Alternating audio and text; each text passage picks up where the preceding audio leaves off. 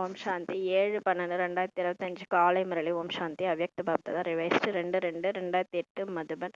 பாபா தலைப்பு கொடுக்குறாங்க. சம்பூர்ண பவித்ரதா மூலம் ஆன்மீக ராயல்ட்டி மற்றும் பர்சனாலிட்டியை அனுபவம் செய்து தனது மாஸ்டர் ஞான சூரியன் சுரூபத்தை வெளிப்படுத்துங்கள்.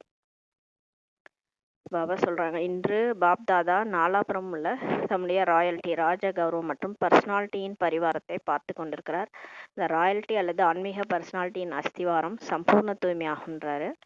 அதாவது கம்ப்ளீட்டு பியூரிட்டி, தூய்மையாக இருக்கணும். அதுதான் அதில் தான் நமக்கு முகத்தில் ராயல்ட்டியும் அந்த ஆன்மீக பர்சனாலிட்டியும் வரும். எப்போன்னா சம்பூர்ண தூய்மையாக, அஸ்திவாரமே சம்பூர்ண தூய்மை. அதாவது வெளிப்புற தூய்மை மட்டும் கிடையாது, உடல் அளவு மட்டும் கிடையாது, மனசளவிலையும் தூய்மை. ஃபுல்லாகவே நம்ம தூய்மை ஆகும்போது தான் அந்த ராயல்ட்டியும் ஆன்மீக பர்சனாலிட்டியும் நம்ம முகத்துலேயும் நடத்தையிலையும் தெரியும். தூய்மையின் அடையாளம் அனைவரின் நெற்றியில் அனைவரின் தலை மீது ஒளி கிரீடமாக ஜொலித்து கொண்டிருக்கிறது. தூய்மையின் அடையாளம் தூய்மையின் அடையாளம் தான் அந்த தேவிகள்லாம் அந்த ஃபோட்டோலாம் பார்த்தீங்கன்னா தலைக்கு பின்னாடி ஒளி கிரீடம் காமிச்சிருப்பாங்க, ஜொலிச்சுட்டு இருக்கும். நம்ம நெற்றியில் ஆத்மாவுடைய தீபம் பிரகாசமாக எரிய ஆரம்பிக்கும் போது தூய்மையாக ஆக நெற்றியில் ஆத்மாவுடைய ஜொலிப்பு அதிகமாகும். அது மாதிரி தலைக்கு பின்னாடி அந்த ஒளி கிரீடம் தெரியும். இது அங்கே நம்ம தேவதைகளாக இருக்கும்போது தான் அந்த மாதிரி இருக்கும். அத்தகைய ஜொலிக்கின்ற கிரீடதாரி ஆன்மீக ராயல்ட்டி ஆன்மீக பர்சனாலிட்டி உள்ளவர்கள் பிராமண பரிவர்த்தனாகிய நீங்கள் மட்டும்தான் சொல்கிறார் பாபா. ஏன்னா இப்போ நம்ம கடவுளே கிடச்சிருக்காருல, அவருடைய நேரடி குழந்தைகள்னால நமக்கு தான் அந்த ஆன்மீக ராயல்ட்டி ஆன்மீக பர்சனாலிட்டின்ட்டு சொல்கிறாரு. ஏனென்றால் தூய்மையை உங்களுடையதாக ஆக்கி கொண்டிருக்கிறீங்க. பிராமண ஆத்மாக்களாகிய உங்களுடைய தூய்மையின் பிரபாவம் ஆதி காலத்திலேருந்தே பிரசித்தமாக இருக்குதுன்ட்டு பாபா சொல்கிறாரு. இப்போ பிகே ஆயிருக்கீங்க இல்லையா, உங்களை தான் பாபா செலக்ட் பண்ணியிருக்காரு. ஆனால் நீங்கள் சாதாரண ஆத்மா கிடையாது.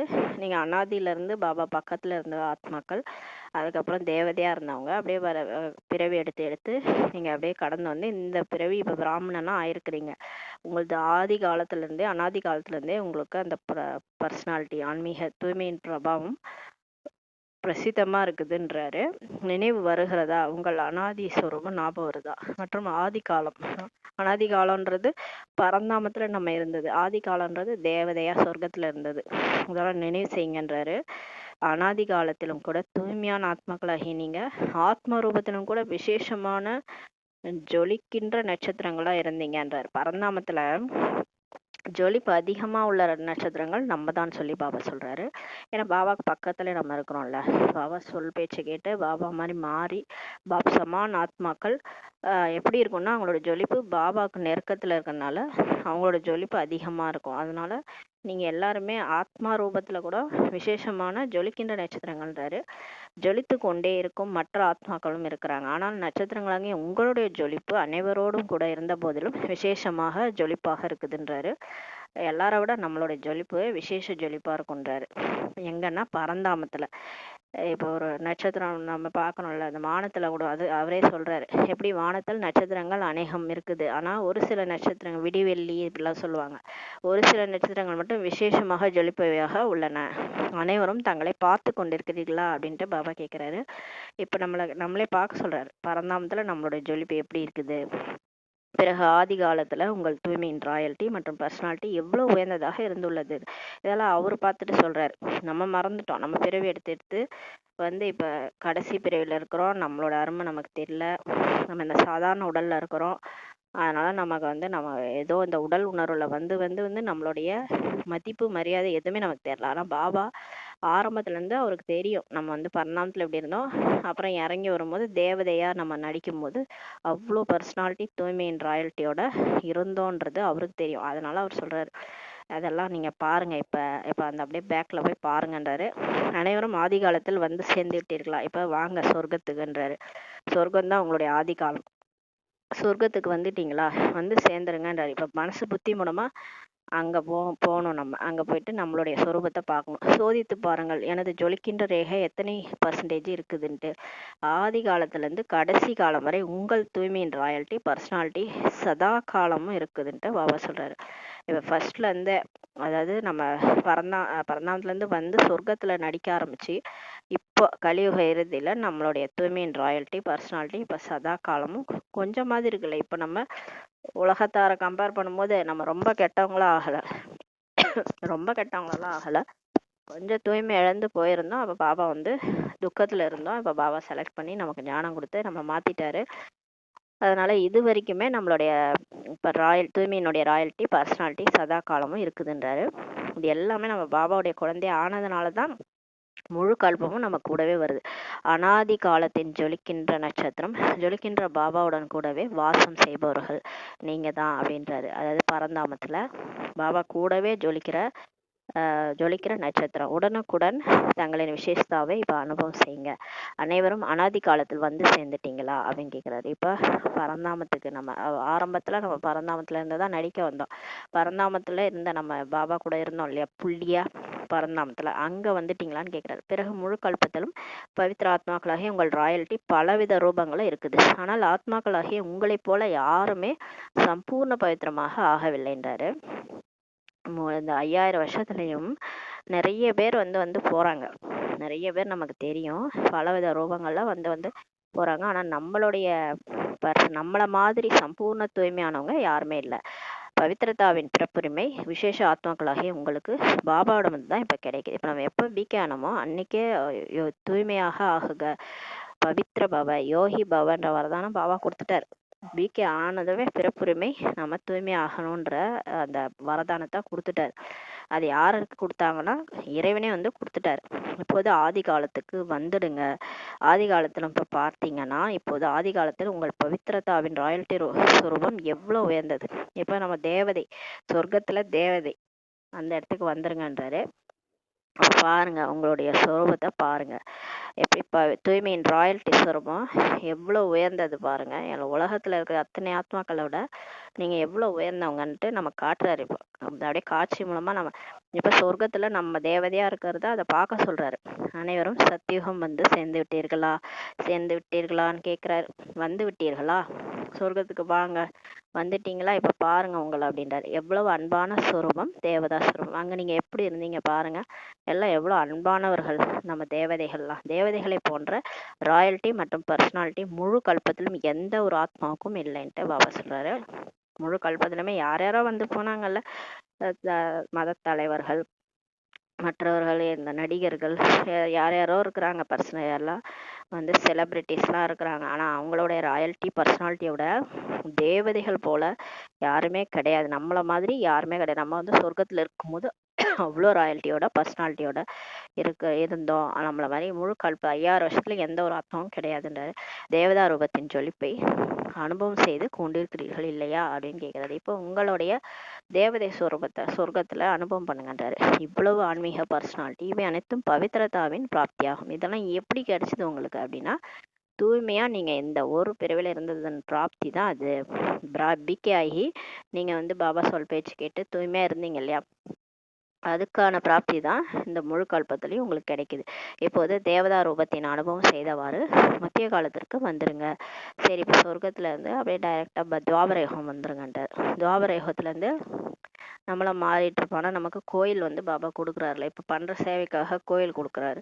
அந்த கோயில்ல நம்ம பூஜைக்குரிய சுரூபமா இருக்கிறோம். அப்ப பக்தர்கள் நமக்கு முன்னாடிதான் வந்து வணங்குறாங்க. உங்கள் பக்தர்கள் பூஜைக்குரிய ஆத்மாக்களாகிய உங்களுக்கு பூஜை செய்யறாங்க, சித்திரங்களை கூட உருவாக்குறாங்க. நம்ம அவங்களுக்கு காட்சி கிடைக்குது. அந்த தேவிகளுடைய காட்சி கிடைக்கும் போது அவங்க அந்த போட்டோஸ் எல்லாம் உருவாக்குறாங்க, சிலைகள் எல்லாம் உருவாக்குறாங்க. எங்க துவாபர யுகத்துல அங்க வாங்கன்றாரு. எவ்வளவு ராயல்ட்டியின் சித்திரங்களை உருவாக்குறாங்க மற்றும் எவ்வளவு ராயல்ட்டியுடன் பூஜை செய்யறாங்க பாருங்க. அந்த பூஜைய புனஸ்காரம் அந்த சிலைகளுக்கு அவ்வளோ ராயல்ட்டியோட செய்யறாங்க. இப்ப நாராயணன் லட்சுமிக்கெல்லாம் பாத்தீங்கன்னா நித்திய கால பூஜை, முழு நாளும் பூஜை செய்வாங்க. முழு நாள் காலைல எழுப்புறதுல இருந்து தூங்க போற வரைக்கும் அவங்களுக்கு பாட்டு பாடி அவங்க சாப்பாடு ஊட்டி அப்படிதான் வந்து லாலி எல்லாம் பாடி தாலாட்டு பாடி தான் தூங்க வைப்பாங்க. அந்த அளவுக்கு அவங்களுக்கு ராயல்ட்டியுடன் பூஜை செய்யறாங்க. தன்னுடைய பூஜைக்குரிய சித்திரம் முன்னால் வந்து விட்டது இல்லையா, இப்ப கேட்கறது அது நீங்க தான். உங்களுக்கு தான் அந்த பூஜைகள்லாம் நடக்குது. ஏன்னா நீங்க இறைவனுக்கு இப்ப உதவியாளரா ஆகுறீங்க இல்லையா. கடைசி நேரத்துல உண்மையை முழு உலகமும் யார் வந்து புரிய வைக்கிறது, எவ்வளவு பெரிய வேலை, அதுல எவ்வளவு அசிங்க அவமானம்லாம் நம்ம ஃபேஸ் பண்ண வேண்டியதா இருக்குது. கடவுள் வந்துட்டாரு, ஆனா அவர் ஒளிஞ்சிருக்கிறாரு. நம்ம தான் பிரத்யட்சம் பண்ணணும். நம்ம யாரு அவர் யாரு எல்லாத்தையும் புரிய வைக்கிறதுக்குள்ளார எவ்வளவு கஷ்டம். இவ்வளவு கஷ்டப்பட்டு நம்ம இதை செய்யறதுனால தான் பிகேஸுக்கு பூஜைக்குரிய ஒரு கோயில் கொடுக்குறாரு, சித்திரமும் கொடுக்குறாரு, சிலையும் கொடுக்குறாரு. அது உங்களுடையது தான். அது உங்களுக்கு ஞாபகம் வந்துருச்சா? உங்க முன்னாடி வந்துருச்சா? சித்திரங்களையோ தர்மாத்மாக்களுக்கும் கூட செய்கிறாங்க. இப்போ நிறைய ஃபோட்டோஸு இல்லை இது சித்திரம் சிலைகள்லாம் வந்து பார்த்தீங்கன்னா இப்போ தர்ம பிதாக்களுக்கு எல்லாருக்குமே தான் செய்கிறாங்க இல்லையா? இப்போ இயேசுக்கும் சிலை இருக்குது, புத்தருக்கும் சிலை இருக்குது, அவங்களாம் தர்ம பிதாக்கள். நடிகர்களுக்கு கூட கோயிலில் சிலை வைக்கிறாங்க. சில நடிகர்களுக்கு ஃபோட்டோ சித்திரம்லாம் உருவாக்குறாங்க. அவங்கள வச்சு கூட வழிபடுறாங்க. சிலருக்கு பிடிக்குது, அதனால அவங்கவுங்கள அந்த சிலைகளை உருவாக்குறாங்க. ஆனால் உங்கள் சித்திரங்களின் ஆன்மீகத்தன்மை மற்றும் விதிபூர்வமான பூஜையில் வித்தியாசம் இருக்குது. ஆனால் அவங்களுக்கு சிலை வைக்கிறதும் நமக்கு சிலை வைக்கிறதுலேயே வித்தியாசம் இருக்குது. நமக்கு கோயில் கட்டி சிலை வச்சு அதில் விதிபூர்வமாக பூஜை நடக்குதுன்றார் பாபா. அவ்வளோ ஒரு விதிபூர்வம். அவங்க முன்னாடி கோயிலில் எல்லாரும் போய் நிற்கிறாங்க. அங்கே ஒரு ஆன்மீகத்தன்மை இருக்குது. அவங்களுக்கு வந்து கஷ்டங்கள்லாம் நீங்குது. அங்கே போயிட்டு வந்தால் நல்லது நடக்குது. அதுமாரி பூஜையும் நடக்குது. எங்கன்னா நம்மளுடைய சித்திரங்களுக்காக. இதுலேயும் அவங்களுடைய சித்திரங்களுக்கும் சிலைகளுக்கும் நம்மளுடைய சித்திரங்களுக்கும் சிலைக்கும் வித்தியாசம் உள்ளது துவாபர யுகத்துலன்றது. ஆக உங்களது பூஜைக்குரிய ஸ்வரூபம் முன்னாடி வந்துருச்சா அப்படின்னு கேட்குறாரு. நல்லது. பிறகு கடைசி காலமாகிய சங்கம யுகத்துக்கு இப்போ வாருங்க. சரி, நம்ம பூஜைக்குரிய ஸ்வரூபம் வந்துட்டோம். இப்போ 5 ஸ்வரூபத்தை சுத்த வைக்கிறாரு. அடுத்து கடைசி காலத்துக்கு வர சொல்றாரு. இப்போ பிகே ஆயிருக்கோம் இல்லையா, இந்த இடத்துக்கு வந்துட்டோம். இந்த ஆன்மீக ட்ரில் இப்போ செஞ்சிட்டு இருக்கிறீங்க இல்லையா அப்படின்னு கேட்குறாரு. சுற்றி வாங்க. இப்போ 5 ஸ்வரூபத்தை நம்ம சுத்த மாட்டோம்ல, இப்போ பாபாவே நம்மளை சுத்த வைக்கிறாரு. சுற்றி வாங்க மற்றும் தனது விசேஷ பிராப்தியினுடைய அனுபவம் செய்யுங்க. இப்போ நம்ம பிகே ஆகி எப்படி மாறி இருக்கிறோம், முன்னாடி எப்படி இருந்தோம், ஆனால் இப்போ எவ்வளோ தூய்மையாக மாறி இருக்கிறீங்கன்றாரு. நம்மளுடைய விசேஷ பிராப்தி என்னென்ன கிடைச்சிருக்கு, நமக்கு யார் கிடைச்சிருக்கிறாங்க, நம்ம என்னவா இப்போ மாறி இருக்கிறோம், அனுபவம் பண்ணுங்க. கடைசி காலமாகிய சங்கமயுகத்தில் பிராமணாத்மாக்களாகிய உங்களுடைய பரமாத்மா பால் நம்மளை யார் வளர்க்குறாங்க, நம்ம யார் வளர்க்குறாங்கன்னா கடவுளே வளர்க்குறாரு. பரமாத்மா பாலனையின் பரமாத்மா அன்பின் பரமாத்மா படிப்பின் பாக்கியம் கோடியில் சில ஆத்மாக்களாகிய உங்களுக்கு தான் இப்போ கிடைச்சிருக்கு. உலகத்துல எவ்வளோ பேர் இருக்கிறாங்க. யாருக்காவது இந்த முரளி கையில இருக்குதா? அந்த முரளி புக்கு யாராவது இதை படிக்கிறாங்களா? யாராவது அமிர்த வேலை பண்றாங்களா? யாருக்காவது கடவுள் வந்து கூடவே இருக்கிறாரா? கடவுளுடைய பாலனை கிடைக்குதா? கடவுளுடைய அன்பு யாருக்கா கிடைச்சிருக்கா? கடவுள் யாருன்னாவது தெரிஞ்சுக்கிட்டாங்களா? இல்லையே. நமக்கு தானே கிடைச்சிருக்கிறாரு, உங்களுக்கு தான் கிடைச்சிருக்குன்றாரு. அவரோட படிப்பினுடைய பாக்கியம். தந்தை ஆசிரியர் சத்குருவா வந்திருக்கிறாரு. அன்பு நம்ம அம்மாவா இருந்து அன்பு கொடுக்குறாரு. பரமாத்மாவின் நேரடி படைப்பு நீங்க, முதல் படைப்பு. பவித்திர ஆத்மாக்களாகிய உங்களுக்கு தான் இது எல்லாமே கிடைக்குதுல. இதெல்லாம் பிராப்திகள் நமக்கு அடைஞ்சிருக்கிறோம் பிகேவா ஆகி. இதன் மூலம் பிராமண ஆத்மாக்களாகிய நீங்க தான் உலக ஆத்மாக்களுக்கும் முக்தியின் ஆசையை பாபாவோட வந்து கிடைக்க செய்றீங்க. இப்போ பிகேஸ் நம்மளை தான் ரெடி பண்ணி முழு உலகத்துக்கும் அந்த உலக வாழ்க்கையில இருந்து முக்தி கொடுக்குற ஆசையை நமக்கு பாபாட்ட இருந்து கிடைக்க பண்றோம். மற்றவங்களுக்கு கிடைக்க செய்றீங்கன்றார். அதாவது நம்ம முக்தி அடைஞ்சு நம்மளும் அந்த முக்தியினுடைய பிராப்தியை மற்றவங்களுக்கு கொடுக்குறோம். ஆக இந்த முழு சக்கரத்தில் அனாதி காலம், ஆதி காலம், மத்திய காலம், கடைசி காலம், முழு சக்கரத்திலும் இவ்வளவு சிரேஷ்ட பிராப்திக்கான ஆதாரம் தூய்மை தான், பவித்திரத்தா தான். இப்போ நம்ம ஃபாலோ பண்ற அந்த பியூரிட்டி தான், அதுதான் ஆகுன்றாரு. சக்கரம் முழுவதையும் சுத்தினீங்க இல்லையா? இப்போ அஞ்சு சொரூபத்தையும் சுத்தி வந்துட்டீங்க. அனாதியிலேருந்து சுற்றி வந்தீங்க. பரந்தாமத்துலேருந்து நீங்கள் அப்படியே தேவதையானதுலேருந்து அப்புறம் மத்திய காலத்தில் நம்ம சிலை வழிபாடு எப்படி நடக்குது எல்லாத்தையும் பார்த்துட்டு அப்படியே பிகேவா இப்போ ஆனது வரைக்கும் சுற்றி வந்துட்டோம். இப்போது தன்னை சோதித்து பாருங்கள். தன்னை தான் இப்போ பாருங்க, உங்களை நீங்களே பாருங்க. பார்ப்பதற்கான கண்ணாடி உங்களுக்கு இருக்குது இல்லை இருக்குதா இல்லையா? உங்களை நீங்களே பாருங்க. புத்தி மூலமா பாருங்க, மனசு புத்தி மூலம். தன்னை பார்ப்பதற்கான கண்ணாடி இருக்குதா? யாருக்கு உள்ளதோ அவர்கள் கை வைத்துங்கன்றாரு. அதாவது மனசு புத்தி மூலம் ஞான கண்ணாடியின் மூலமா தெளிவா பாருங்க.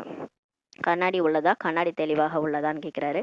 ஆக கண்ணாடியில் இப்ப பாருங்க, எனது பவித்திரதாவுக்கு எத்தனை பர்சன்டேஜ் இருக்கு? நான் தூய்மையா இருக்கிறேன் பிகே ஆகி. ஆனா இப்ப எவ்வளவு பர்சன்டேஜ் நான் தூய்மையா இருக்கிறேன், அந்த எத்தனை சதவீதம் நான் தூய்மையா இருக்கேன், பாபா சொல்ற ஸ்ரீமத் படி நடக்கிறேன்னா, எல்லாத்தையும் நான் ஃபாலோ பண்றேன்னா, என்னோட தூய்மையோட பர்சன்டேஜ் இப்ப எந்த சதவீதம் இருக்குது அப்படின்னு பாருங்க. பவித்திரதா என்பது வெறுமனே பிரம்மச்சரியம் மட்டும் கிடையாது. நான் தூய்மையா இருக்கிறேன் அது மட்டும் கிடையாது. உடல் அளவுல தூய்மை அது மட்டும் கிடையாது. ஆனால் பிரம்மாச்சாரி ஆகணும். பிரம்மாச்சாரினா பிரம்மா பாபா சமான் ஆகணும். அவர் எப்படி இருந்தார்? எண்ணம் சொல் செயல்ல சம்மதம் தொடர்புல எல்லாத்துலேயும் தூய்மையாக இருந்தார். அந்த மாதிரி மனம் சொல் செயல் சம்மதம் தொடர்பு அனைத்திலும் தூய்மை உள்ளதா? எந்த ஒரு ஆத்மாவின் பொருட்டும் நமக்கு எதுவுமே எண்ணத்தளவுல சுப பாவனை சுப ஆசை தான் இருக்கணும். எத்தனை சதவீதத்தில் இப்போ இருக்குது? சதவீதத்தை கணக்கிட வருகிறது இல்லையா அப்படின்னு கேட்குறாரு. இப்போ பர்சன்டேஜ் உங்களால் கணக்கிட முடியுதா? நான் இவ்வளோதான், இப்போ நான் வந்து 50% தூய்மை, 90% தூய்மை அப்படின்னு உங்களால சொல்ல முடியுமா அப்படின்னு கேட்குறாரு. டீச்சர்களுக்கு சொல்ல வருதா? சமர்ப்பண சகோதரிகள் சரண்டர் சிஸ்டர் வருகிறதா? பாண்டவர்களுக்கு பிரதர்ஸ்க்கு வருதா? நல்லது, நீங்கள் சாமர்த்தியசாலிகள்ன்றார் பிகே பிரதர்ஸை. தாய்மார்களுக்கு வருகிறதா? மாதாஸ்க்கு வர்றாரு அடுத்து. மாதாஸ்க்கு வருகிறதா? உங்களுடைய தூய்மையினுடைய பர்சன்டேஜ் உங்களால் கால்குலேட் பண்ண முடியுமா அப்படின்னு கேட்குறாரு. தாய்மார்களுக்கு நல்லது. எவ்வளோ கேட்குறாரு பாருங்க. 5 சொரூபத்தையும் சுத்த வச்சுட்டு நம்ம யாருன்றதை நமக்கு காட்டிட்டு அடையாளம் காட்டிட்டு, இப்போ நீங்கள் எப்படி இருக்கிறீங்க அந்த அளவுக்கு போகணும், அந்த லெவலுக்கு நீங்கள் போகணும், இப்போ உங்களுடைய பர்சன்டேஜ் எவ்வளோ இருக்குன்ட்டு அப்படியே சூதகமாக சொல்கிறாரு பாபா. டைரெக்டாக சொல்லாமல் இன்னும் நம்ம எவ்வளோ மாறணுன்றத புரிய வைக்கிறாரு. பவித்திரதாவின் அடையாளம், தூய்மையினுடைய அடையாளம் உள்ளுணர்வு, பார்வை மற்றும் செயல் மூன்றிலும் சோதிச்சு இப்போ பாருங்க. இப்போ நம்ம எப்படி இந்த தூய்மையினுடைய அடையாளத்தை செக் பண்ணுறது, நான் தூய்மை ஆயிட்டேனா இல்லையான்றதை எப்படி செக் பண்ணணும்னா, ஃபர்ஸ்ட் நம்மளுடைய உள்ளுணர்வை பார்க்கணும். அப்புறம் நம்மளோட பார்வை, நமக்கு யாரை குறித்தும் நம்மளோட உள்ளுணர்வு எப்படி இருக்குது, அப்புறம் நம்மளோட பார்வை, நான் அவங்கள பார்க்குற பார்வை எப்படி இருக்குது, அப்புறம் நம்மளோட செயல் மூண்டையும் செக் பண்ணி பாருங்க. சம்பூர்ண பவித்திரத்தாவின் உள்ளுணர்வு என்னவாக இருக்குமோ அது புத்தியில் வந்து விட்டது இல்லையா? இப்போ கம்ப்ளீட்டாக தூய்மையாயிட்டாங்கன்னா அவங்க உள்ளுணர்வு எப்படி இருக்கும் யோசித்து பாருங்கள். சம்பூர்ண பவித்திரத்தாவின் உள்ளுணர்வு என்றால் ஒவ்வொரு ஆத்மாவுக்கும் சிவபாவனை சுவரூபம் தான் இருக்கும். அதாவது யார் கம்ப்ளீட்டாக பியூர் ஆயிட்டாங்களோ அவங்க அவங்களுக்கு யார் மேலேயும் எந்த ஒரு அந்த அசுப பாவனை இருக்காது. அவங்கள பிடிக்காது சொல்ல மாட்டாங்க, இவங்களை பார்த்தாலே வெறுப்பா இருக்குன்னு சொல்ல மாட்டாங்க. அந்த மாதிரி அந்த அசுப பாவனையும் அசுப விருப்பமும் இருக்காது. எல்லாருக்காகவும் சுப பாவனை சுப விருப்பம் தான் இருக்கும். அதுதான் கம்ப்ளீட் பியூரிட்டி. தேவதைகள் எப்படி இருந்தாங்க சொர்க்கத்துல, லக்ஷ்மி நாராயணன் எப்படி இருந்தாங்க, எல்லாரையும் அவங்களுக்கு பிடிக்கும். எனக்கு இவங்களை பிடிக்காதுன்னு சொல்லுவாங்களா? சொல்ல மாட்டாங்க. எல்லார் மேலேயும் சுபபாவனை சுபவிருப்பம். அந்த மாதிரி உங்களுக்கு இப்போ இருக்குதா? இல்லை யாரையா கண்டா பிடிக்கல அது மாதிரி இருக்கிறீங்களா? நீங்கள் அனுபவிகள் இல்லையா அப்படின்னு சொல்லி கேட்குறாரு. மற்றும் திருஷ்டி என்னவாக இருக்கும்? இப்போ நம்ம எல்லாருமே அனுபவி தானே. இப்போ நம்மளோட பார்வை எப்படி இருக்கும்? பார்வை நம்ம எப்படி பார்க்கணும்? ஆதியில தேவதைகளை எப்படி பார்த்தாங்க? எல்லாரையும் ஆத்மாவா பார்த்தாங்க. அதே மாதிரி ஒவ்வொரு ஆத்மாவையும் ஆத்மா ரூபத்தில் பார்க்கணும். நீங்க ஒருத்தவங்க உங்களுக்கு முன்னாடி வராங்கன்னா அவங்க நெற்றி உருவத்தை பார்த்து தான் நீங்க பேசணும். அவங்க ஒரு ஆத்மா அந்த உடல்ல இருக்காங்க, உடலை பார்க்க கூடாது. அப்புறம் ஆத்மீக சுருதியுடன் பேசுவது நடப்பது. அப்படி சும்மா பார்க்கறது மட்டும் இருக்கக்கூடாது. நான் பார்த்தேன் அவ்வளவுதான் முடிஞ்சிருச்சு கிடையாது. பழகும் போதும் சரி, நடக்கும் போதும் சரி, அவங்கள எப்பயுமே ஆத்ம உணர்வோடு ஆத்ம நினைவோடு அவங்களோட பழகணும். சுருக்கமாக சொல்லி கொண்டிருக்கிறோம்ட்டு பாபா சொல்றாரு. விவரமாகவும் நீங்க சொற்பொழிவு செய்ய முடியும். ஆனா இந்த விஷயத்தையே நீங்க விவரமா நிறைய பேச முடியும். மேலும் கிருதி அதாவது கர்மத்தில் சுகம் பெற வேண்டும், சுகம் தர வேண்டும். அது மாதிரி நம்ம இப்ப சேவை செய்யறோம், நம்ம ஏதோ பண்றோம், பார்க்குறோம், கையால் ஏதாவது செய்கிறோம், காலால் நடக்கிறோம், எந்த ஒரு கர்மம் செய்கிறோம், பேசுகிறோம், மற்றவங்களோட பேசுகிறோம், மற்றவங்களோட பழகிறோம். அப்போ நம்மளுடைய கர்மத்தில் எல்லாருக்கும் சுகம்தான் நம்ம மற்றவங்கள்ட்ட எடுக்கணும், மற்றவங்களுக்கும் சுகம்தான் தரணும். இதை சோதித்து பாருங்கள். எனது உள்ளுணர்வு, பார்வை, செயல் இதன்படி இருக்கிறதா?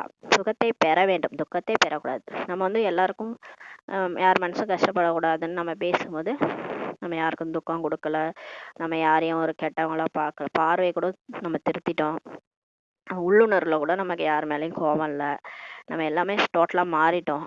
நம்ம சுகத்தை தான் கொடுக்குறோம். ஆனால் மற்றவங்க நம்மளை திட்டுறாங்க, மற்றவங்க நம்மளை ஒரு மாதிரி பேசுகிறாங்க, பின்னாடி பேசுகிறாங்க, முன்னாடி பேசுகிறாங்க, ஏதோ வச்சுக்கோங்க, அது நம்ம காதுக்கு வருது. பின்னாடி பேசுகிறாங்க, நம்ம காதுக்கு வருது. அப்போ அந்த துக்கத்தை நம்ம எடுக்கக்கூடாது. பாபா சொல்கிறாரு, நீங்கள் கொடுக்க மாட்டீங்க, ஏன்னா பாபா குழந்தையாயிட்டீங்க, நம்ம துக்கத்தை கொடுக்கறது இல்லை. ஆனால் நமக்கு கொடுக்குறாங்கல்ல துக்கத்தை, அந்த துக்கத்தை நீங்கள் பெறக்கூடாது.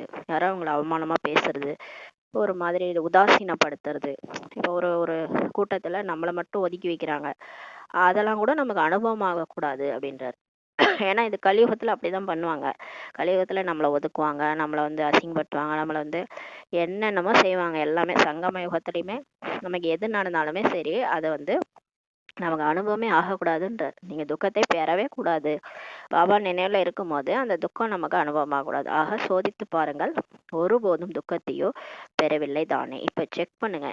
ஏன்னா இந்த அளவுக்கு நம்ம ரொம்ப கிளாரிட்டியாக செக் பண்ணும்போது தான் நம்ம உண்மையிலே மாறிட்டோமான்றது தெரியும். ஏன்னா இந்த துக்கம் கூட நம்ம எடுக்கிறோம்னு வச்சுக்கோங்களேன், தேவதைகள் துக்கமே எடுக்க மாட்டாங்க. அவங்களுக்கு துக்கம்னா என்னன்னே தெரியாது. யாராவது திட்டுறாங்கன்னா அவங்களுக்கு திட்டுறாங்கன்றதே தெரியாது. கோபமாக பேசுறது கூட அவங்களுக்கு தெரியாது, இது கோபமா அப்படின்றது கூட தெரியாது. அந்த அளவுக்கு நமக்கு அந்த 5 விகாரம்னா என்னன்னே தெரியாத நிலையில நம்ம மாறணும், குழந்தை மாறி மாறணும். ஏன்னா குழந்தை பாருங்க, யாரை அம்மா அடிப்பாங்க, திரும்ப போய் அவங்களே தான் கட்டி பிடிச்சிக்கும். அவங்க என்னதான் அடிச்சாலும் அவங்கள்ட்ட தான் ஓடும். அந்த மாதிரி அது என்ன இவங்க அடிச்சிட்டாங்க இவங்க கிட்டேயே போக மாட்டான்னு போகுமா, அந்த மாதிரி இருக்காது. அப்ப அதுக்கு தெரியாது, அதுக்கு அவங்க திட்டுறாங்க, அந்த கோபம்ன்றது அதுக்கு தெரியாது. காமம், கோபம், பற்று, ஆசை, அகங்காரம்னா என்னன்றதே அந்த குழந்தைக்கு தெரியாது. அந்த மாதிரி நம்ம மாறணும். அது மாதிரி செக் பண்ணுங்க. ஒருபோதும் துக்கத்தை பெறவில்லை தானே. எப்போதாவது கொஞ்சம் கொஞ்சம் துக்கம் கொடுப்பவர்களும் இருக்கத்தானே செய்யறாங்க. இப்ப நம்ம வாழ்க்கையில துக்கம் கொடுக்காதவங்கன்னு இருக்க மாட்டாங்க. எல்லாருமே நம்ம சொகுசா வச்சிருக்காங்க. பாபா தான் நம்மள கொஞ்சறாரு, பாபா தான் நம்மள ஏத்துறாரு. எல்லாரும் மற்றவங்க எல்லாருமே கண்டிப்பா, ஏன்னா அவங்களுடைய நியதியே அப்படித்தானே. கலியுகத்துல இருக்கிறவங்க கல்லா தான் இருப்பாங்க, கல் புத்தியுடையவர்கள் தான் இருப்பாங்க. அவங்க கண்டிப்பா அவங்களுடைய சுபாவ சம்ஸ்காரம் ஏதோ ஒரு கோவமா திட்டுறதோ ஏதோ செய்வாங்க தான் இல்லையா. அதை நம்ம பொறுத்துக்கணும். ஏன்னா அவங்க அவங்களுக்கு தெரியாது, ஞானம் தெரியாது. நான் பிகேஸும் இருப்பாங்க, பிகேஸும் இருப்பாங்க. நான் பிகேஸ்க்கு சுத்தமா ஞானம் தெரியாது. அவங்கள்ட்ட போனாலும் நம்மளை கண்டிப்பா திட்டுவாங்க, ஏதாவது சும்மாவே திட்டுவாங்க யாரா இருந்தாலும். அவங்க துக்கம் கொடுப்பவர்கள் இருக்கதானே செய்யறாங்க. அதாவது ஹார்ஷா பேசுவாங்க. நமக்கு ஹார்ஷா பேசினா அந்த துக்கம் நம்ம அனுபவம் ஆகக்கூடாதுன்றார். அவர்கள் துக்கம் கொடுத்தாலும் கூட நீங்கள் அவர்களை பின்பற்றுவீர்களா என்ன? அவங்க எனக்கு துக்கம் கொடுத்தாங்க, நான் உடனே நான் 2 வார்த்தை கேட்காம விட மாட்டேன் அப்படின்னு நம்ம அவங்கள பின்பற்றுவோமா அப்படின்னு கேட்குறாரு. பின்பற்ற வேண்டுமா அல்லது கூடாதா அப்படின்னு சொல்லி பாபா கேட்குறாரு. இப்போ அவங்கள பின்பற்றணுமா? சரி, அவங்க நம்மளை திட்டுறாங்க, நம்ம அவங்கள திட்டணுமா, திரும்ப அவங்கள திட்டணுமா அப்படின்னு கேட்குறாரு. அவங்கள ஃபாலோ பண்ணணுமா கூடாதா? யாரை பின்பற்றணும்? துக்கம் கொடுப்பவரையா அல்லது பாபாவையா? நம்ம பிரம்மா பாபா தானே ஃபாலோ பண்ணணும், அவங்கள நம்ம ஃபாலோ பண்ணக்கூடாது. பாபா நமக்கு பிகேயை பொறுத்த வரைக்கும் ஃபாலோ ஃபாதர்னு சொல்லியிருக்கிறாரு. அப்போ நம்ம யாரையோலாம் ஃபாலோ பண்ணக்கூடாது, ஒன்லி பிரம்மா பாபா தான். பாபா பிரம்மா பாபா நிராகாரன் விஷயமும் இருக்கவே செய்கிறது இல்லையா. ஆனால் பிரம்மா பாபா எந்த ஒரு குழந்தையிடம் இருந்தாவது துக்கத்தை பெற்றுக்கொண்டாரா? இப்போ பிரம்மா பாபாவுக்கு அவ்வளோ பிரச்சனை. எல்லாருமே அவரை என்னென்ன அசிங்கப்படுத்துமோ அவ்வளோ அசிங்கப்படுத்தாங்க. ஆனா பிரம்மா பாபா யார் தந்தாலும் துக்கத்தை எடுத்துக்கிட்டாரு. அவர் என்னைக்குமே எடுத்துக்கவே இல்லை, எல்லாருக்கும் சுகம் கொடுத்தாரு, சுகத்தை தான் வாங்கிட்டாரு. அவங்க துக்கமே கொடுத்தாலும் மாலை போடுறாங்கன்னு நினச்சிக்கிட்டாரு. என்னை காரி துப்பிட்டு போனா கூட இது என் குழந்தை, இது அறியாம செய்யுது அப்படின்ட்டு எடுத்துக்கிட்டாரு. எதையுமே அவர் வாங்கிக்கல, அந்த துக்கத்தை வாங்கிக்கல, அதை சுகமா மாத்திக்கிட்டாரு. இப்ப அவரை ஃபாலோ பண்ணணுமா அல்லது எப்போதாவது பெற்றுக்கொள்ள வேண்டியதாக இருக்குதான்னு கேக்குறாரு. இப்ப பிரம்மா பாபா ஃபாலோ பண்ணுவீங்களா, இல்லை எப்பயாவது உட்காந்துட்டு அவங்க என்னை திட்டாங்க, இவங்க நான் இவ்வளோ நல்லது செஞ்சேன், இவங்க என்னை இப்படி கஷ்டப்படுத்திட்டாங்க அப்படின்னு உட்காந்துட்டு அழுவுறீங்களா, இல்லை பெற்றுக்கொள்ள வேண்டியதாக இருக்குதான்னு கேட்குறாரு. பெயரே துக்கம். எப்போது துக்கம் கொடுக்குறார்களோ, இன்சல்ட் செய்கிறாங்களோ அப்போது அறிவீர்கள் இது கெட்ட பொருள் என்று. இப்போ தெரியும் நமக்கு, அதை வாங்கும் போதே தெரியும் அது மனசை கஷ்டப்படுத்துது, அதால நமக்கு இன்சல்ட்டா இருக்கு, நம்ம முகமே மாறிடும். யாராவது நம்ம சில்லுன்னு 2 வார்த்தை சொல்றாங்க, நம்மளை விட்டுட்டு மற்றவங்கள, அதாவது நம்மளை அசிங்கப்படுத்தி அந்த இடத்துல மற்றவங்கள உயர்த்துறாங்க, இது மாதிரி சில விஷயங்கள்லாம் நடக்கும்போது அது நம்ம முகமே மாறிடும். அது நம்ம அதை வாங்கிக்கிறோன்னும் போது அது கெட்ட பொருள் தானே அப்படின்னு கேட்குறாரு பாபா. கெட்ட பொருளை யாராவது வாங்குவாங்களா? யாராவது உங்களை இன்சல்ட் செய்கிறார் என்றால் அதை நீங்கள் நல்லது என்று புரிஞ்சுக்கிறீங்களா, கெட்டது என்று புரிந்து கொள்கிறீர்கள் இல்லையா? இப்போ அவங்க கெட்டது செய்கிறாங்க, அவங்களால அந்த அந்த துக்கம் கொடுக்குறாங்கன்னா அவங்க நல்ல கர்மா செய்யலை, தீய கர்மா செய்கிறாங்க. அது தெரியும் நமக்கு, அது தீய கர்மான்ட்டு. நம்ம அவங்களுக்கு துக்கம் கொடுக்கல, ஆனால் அவங்க நமக்கு கொடுக்குறாங்க. ஆனால் அதை வாங்குறது கரெக்டாக இல்லையான்னு பாபா கேட்குறாரு. அது கெட்ட பொருள் தானே. இப்போ யாராவது கெட்ட பொருள் கொடுக்குறாங்கன்னு நம்ம வாங்குவோமா? அதை வாங்கவே மாட்டோம் கையில். ஆக அவர் உங்களுக்கு துக்கம் கொடுக்கிறார் அல்லது இன்சல்ட் செய்கிறார் என்றால், கெட்ட பொருளை யாரேனும் உங்களுக்கு கொடுக்கிறார் என்றால் நீங்கள் அதை வாங்கி கொள்வீர்களா அப்படின்னு கேட்குறாரு. இப்போ அழுகி போன ஒரு ஆப்பிள் கொடுக்குறாங்க, அதை நம்ம வாங்கி சாப்பிடுவோமா? சாப்பிடவே மாட்டோம் இல்லையா. அது இப்போ வயிற்றுக்குள்ளே போய் அது 1008 பிரச்சனை பண்ணும், தூக்கி அப்படியே போட்டுரும். அது ஃபஸ்ட்டு வாங்கவே மாட்டோம், எங்க இது அழுகி போயிருக்குங்க, இது எங்க கொடுக்குறீங்க அப்படின்ட்டு நம்ம சொல்லுவோம் இல்லையா. அந்த மாதிரி தான் இந்த மாதிரி நீங்கள் அவங்க திட்டுறது கூட ஒரு கெட்ட பொருள், அது அழுகி போன பொருள் தான், அதை நீங்க ஏன் வாங்குறீங்க? பாபா துக்கம் எடுக்காதீங்கன்றதை எவ்வளவு அழகா புரிய வைக்கிறாரு பாருங்க. அதை ஏன் எடுத்துன்னு உட்காந்தீங்கன்னு மூலையில உட்காந்து அழுவுறீங்கன்னு கேட்கிறாரு. நீங்கள் அதை வாங்கி கொள்வீர்களா? கொஞ்ச நேரத்துக்கு அது வாங்கிக்குவீங்களா? சரி, ரொம்ப நேரம் இல்லை, கொஞ்ச நேரத்துக்காவது அதை வாங்கிக்குவீங்களா அப்படின்னு கேட்கிறாரு. அதிக நேரத்துக்கு இல்லை, கொஞ்ச நேரத்துக்கு அந்த கெட்ட பொருளை வாங்குவீங்களா? கெட்ட பொருளை வாங்க வேண்டியதாக உள்ளதா? ஆக துக்கம் அல்லது இன்சல்ட்டை ஏன் பெற்றுக்கொள்கிறீங்க அப்படின்னு கேட்கிறாரு. சரி, அந்த அழுகி போன ஆப்பிளே கையில் வாங்கிக்க மாட்டீங்க. ஆனால் இந்த துக்கம் கொடுக்குறாங்க, இன்சல்ட் கொடுக்குறாங்க, அதை மனசில் வச்சுக்கிட்டா அது ஒரு வருஷத்துக்கு அப்படியே ஓரமாக போய் உக்காந்திங்கன்னு அந்த அழுகி போன ஆப்பிள் மாதிரி நம்ம மனசில் அதை உக்காந்திங்கன்னு ஃபுல்லாக மனசு அழுக வச்சிரும் இல்லையா? ஏன் அதை வாங்குறீங்க? அந்த துக்கம் இன்சல்ட்டை எதுக்கு வாங்குறீங்க? அதை அடுத்த வருஷம் கூட சொல்வீங்க உட்காந்துட்டு, அவங்க எனக்கு அன்னைக்கு இதை பண்ணாங்க, இப்படி பேசிட்டாங்க, எல்லாரும் எதற்கும் என்னை இப்படி சொன்னாங்க அப்படின்றத அந்த ஒரு வருஷம் அளவும் போகாது, 2 வருஷம் அளவும் போகாது. அப்போ மனசு ஃபுல்லாக அந்த குப்பை இருந்தால் எப்படி சிவன் வருவார்? சிவன் எப்படி வருவார்? அந்த அழுகி போன ஆப்பிள் கையில் இருந்தாலே நமக்கு பிடிக்கல, தூக்கி போட்டுறோம். மனசில் வச்சுக்கிட்டா குப்பையாக இருக்கிற மனசில் எப்படி சிவன் வந்து குடியேறுவர்? அதாவது மனதில் ஃபீலிங் ரூபத்தில் ஏன் இப்போ வைக்கிறீங்கன்ட்டு பாபா கேட்குறாரு. ஆக தன்னை தான் கேட்டுக்கொள்ளுங்கள். நான் துக்கத்தை பெற்றுக்கொள்கிறேனா அல்லது துக்கத்தை மாறிய பரிவர்த்தன் ரூபத்தில் பார்க்கிறீர்களா? என்ன நினைக்கிறீங்க? இப்போ துக்கத்தை பெறுவது சரியா சரியா அப்படின்னு கேட்குறாரு பாபா கேட்குறாரு. ஏன்னா இப்போ நீங்கள் யார் என்ன பண்ணாலும் எதையும் கேர் பண்ணாதீங்க. ஏன்னா நமக்கு பாபா இருக்கிறாரு. பாபா நம்மளை எந்த இடத்துல வச்சிருக்கிறாரு? யாரோ தூக்கி போட்டு மிதிக்கிட்டோம். நமக்கு பாபா வந்து மேல் இடத்துல தான் நம்மளை வச்சிருக்கிறாரு. எவ்வளோ உயர்வான அவரோட மனசுல இதய சிம்மாசனத்துல நம்மளை வச்சிருக்கிறாரு. அப்புறம் நம்ம ஏன் மற்றவங்க கொடுக்குற அந்த துக்கத்தை எடுக்கணும்? மதுவன் வாசிகள் இப்போ சொல்லுங்க, சரியா? கொஞ்சம் கொஞ்சம் பெற்றுக்கொள்ளலாமா? துக்கத்தை பெற்றுக்கொள்ளலாம் இல்லையா? பெறக்கூடாது, ஆனால் பெற்றுக்கொள்கிறீர்கள். வாங்கக்கூடாது தான் துக்கத்தை, ஆனா ஏன் வாங்கிக்கிறீங்க? தவறுதலாக பெற்றுக்கொள்கிறீங்க, தெரியாம வாங்கிட்டீங்கன்றாரு. துக்கத்தின் ஃபீலிங் வந்தால் வருத்தப்படுபவர் யார்? சரி, இப்போ இந்த துக்கத்தை வாங்கிட்டீங்க, ஃபீலிங்காக உட்காந்துக்கிறீங்க. அதால் யார்? அவங்க கொடுத்தவங்கள கஷ்டப்பட போகிறாங்க? நீங்கள் தான் உட்காந்துன்னு அழுதுன்னு இருப்பீங்க. மனதில் குப்பையை வைத்திருந்தால் யார் வருத்தப்படுவார்கள் அப்படின்னு கேட்குறாரு பாபா. எங்கே குப்பை உள்ளதோ அங்கே வருத்தப்படுவார்கள் இல்லையா? இப்போ குப்பை இருக்கிற இடத்துல தான் பிரச்சனை. குப்பையை எப்போ அதை உடனே க்ளீன் பண்ணுவாங்க இல்லையா? குப்பை இருக்கிற இடத்துல அது என்ன ஆகிடும்? டர்ட்டினஸ் அப்படியே பரவி, அதில் பாக்டீரியா பரவி அந்த இடமே வீணாயிடும். அதனால அந்த குப்பையை அகற்றணும் இல்லையா? அந்த இடம் தான் வீணாக போகும். அப்போ நம்ம எந்த இடம் யார் வந்து வருத்தப்படுவாங்க? குப்பை இருக்கிற இடம் தானே வருத்தப்படணும். இப்போ நம்ம அதை மனசில் வச்சுக்கிட்டா நம்ம தான் வீணாக போகும் இல்லையா? நம்ம மனசு வீணாக போயிடும், நம்ம உடம்பு வீணாக போயிடும், ஆத்மாவே வீணாக போயிடுது இல்லையா? அதான் சொல்கிறாரு. இப்படி தான் நம்ம 63 ஜென்மமாக நம்ம ஆத்மாவில் இருக்கிற சக்தி இழந்து இங்கே வந்து நிற்கிறோம். அதுக்கு தான் சொல்கிறாரு, துக்கத்தை எடுக்காதீங்க, பாபாவை நினைங்க, சந்தோஷமா இருங்கன்றார். எனவே அந்த சமயம் உங்கள் ராயல்ட்டி மற்றும் பர்சனாலிட்டியை முன்னால் கொண்டு வாருங்கள். மற்றும் தன்னை எந்த ரூபத்தில் இப்போ பார்க்கணும், உங்கள் டைட்டில் என்ன என்பது உங்களுக்கு தெரியுமா? இப்போ நம்ம வந்து அந்த நம்ம யார் நமக்கு துக்கம் கொடுக்குறாங்களோ அந்த டைமில் எதை கொண்டு வர சொல்கிறாருன்னா, நம்ம ஆதி காலத்து ராயல்ட்டி பர்சனாலிட்டியெல்லாம் கொண்டு வாங்க. நம்ம முன்னாடி எப்படி இருந்தோம் அதெல்லாம் ஞாபகத்துக்கு கொண்டு வாங்க. நான் யார் தெரியுமா அப்படின்னு சொல்லிட்டு அந்த ரூபத்தில் உங்களை பார்க்கணும். உங்கள் டைட்டிலையும் ஞாபகப்படுத்துங்கன்றாரு. உங்கள் டைட்டிலே என்ன தெரியுமா? பாபா சொல்கிறார், உங்கள் டைட்டிலே பொறுமையின் தேவி. நம்மளாம் பொறுமையின் தேவி, பொறுமையின் தேவ்.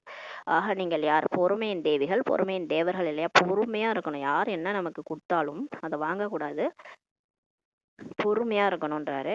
சில நேரம் ஆகிவிடுகிறீர்கள். உங்கள் பொசிஷனை நினைவு செய்யுங்கள், சுயமரியாதையை நினைவு செய்யுங்கள்ன்ட்டு பாபா சொல்கிறாரு.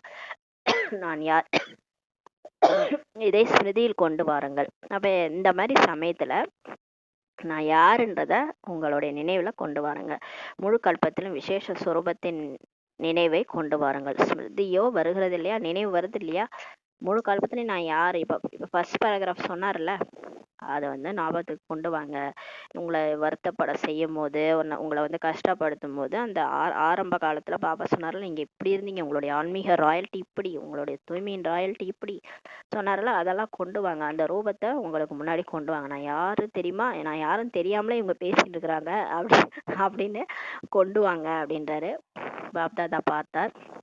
எப்படி எனது என்ற சொல்லை சகஜ நினைவில் இப்போ மாற்றிட்டீங்க இல்லையா? இப்போ நம்ம எனதுனாலே மேரானாலே மேரா பாபான்னு மாற்றிட்டோம்.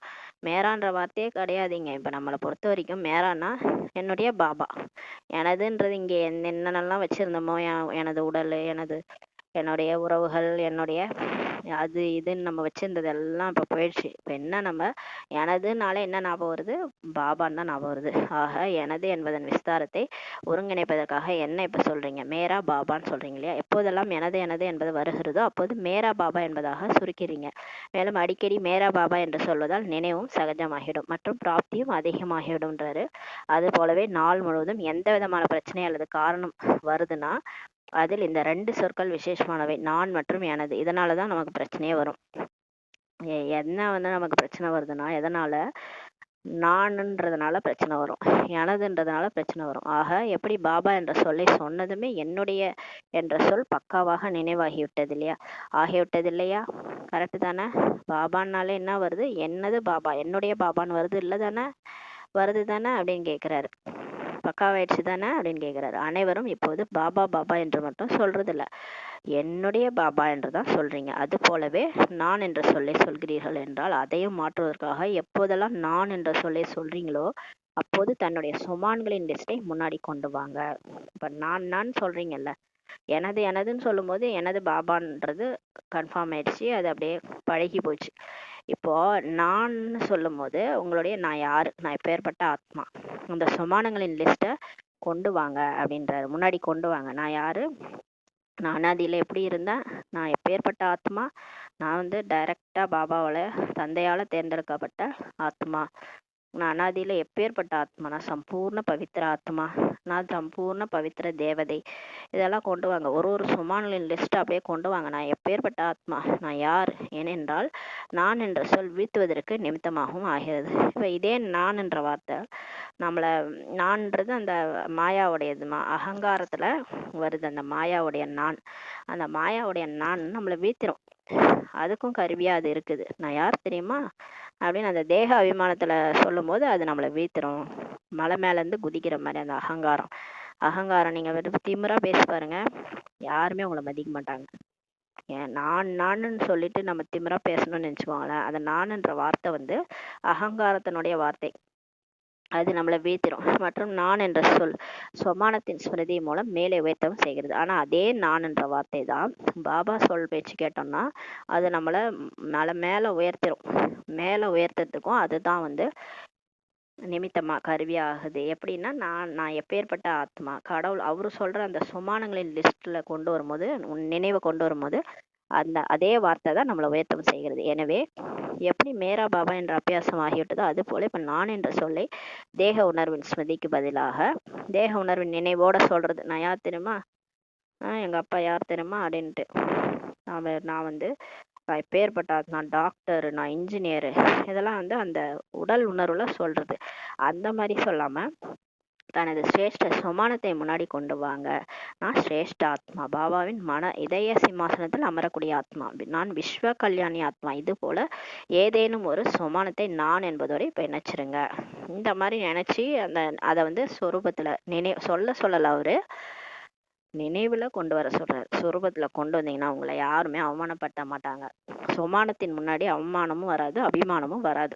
சுயமரியாதையில இருக்கும் போது உங்களை யாருமே வந்து அவமானப்படுத்த முடியாது. அப்படியே அவமானப்படுத்தினாலும் அது அவங்களே படுத்திக்கிட்டு போற மாதிரி தான் இருக்கும்.